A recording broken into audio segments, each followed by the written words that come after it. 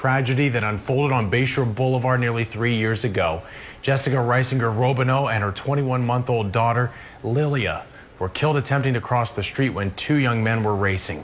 Police say one of those men, Heyrin, was going over 100 miles per hour right before he hit and killed them. ABC Action News reporter Heather Lee was one of the first reporters there on the scene that day of the crash and has been following this case ever since then. She was in court today as Heyrin's family pleaded for forgiveness and the victim's family begged the judge for maximum punishment.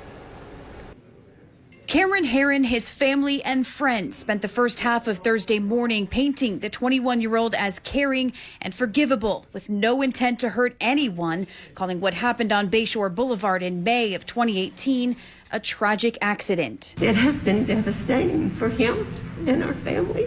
The impact plays over and over in his head. It'll never go away. His defense team saying Heyrin made a mistake and didn't fully understand the consequences that could occur while speeding. Dr. Michael Scott Mayer also testified that scientifically the brain of an 18-year-old isn't fully developed and wired the same way the brain of a person in their 20s is. How could he do something so stupid? He's a bright kid. It is because the stop and think part of the brain, the frontal lobe, where we stop and think about our action, is not developed. Heyrin's family also talked about selling their house and fighting their insurance company to get money to pay the Reisinger-Robinholt family. We also have a perspective on this. So I don't want to seem that I don't feel for the Heyrin family. I do. But their perspective on what they've lost can't compare to two sweet souls that were crossing the street coming home from a party. The state also pulled up a log from Heyrin's Mustang that details how fast it was going just days before the crash, 162 miles per hour on I-75. This was a crash, not an accident.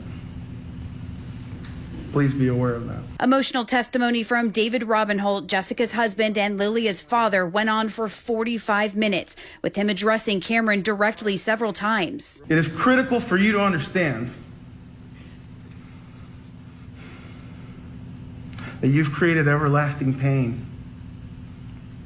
and depths of sorrow.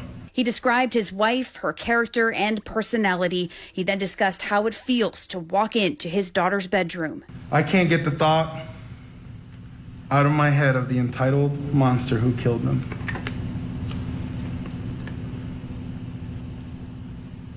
Something happens to me in this room. He says talking about the day of the crash is incredibly hard. He recalls being stuck in the traffic on Bayshore Boulevard and turning down a side street to avoid it. He says he knew something was wrong walking into Jessica's uncle's house to grab their luggage and not seeing them there. He says a stranger drove him to the hospital. I remember seeing a chaplain walk out